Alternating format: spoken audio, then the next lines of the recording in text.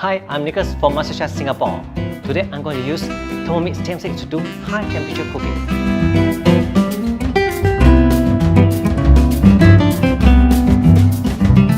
Okay, let's try using high temperature at 160 degrees to cook my favorite vegetable, eggplant.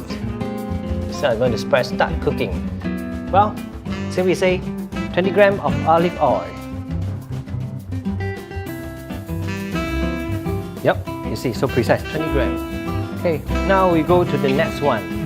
Boil my 300 grams of favorite eggplant. Okay, put the lid cover on top, the splash lid, and then that's done. Now, we're going to start cooking.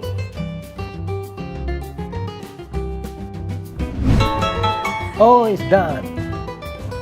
Alright, going to see the result of this, my favorite eggplant dish. Okay, the smell is amazing. The eggplant is very beautiful. Okay, let's do the plating right now.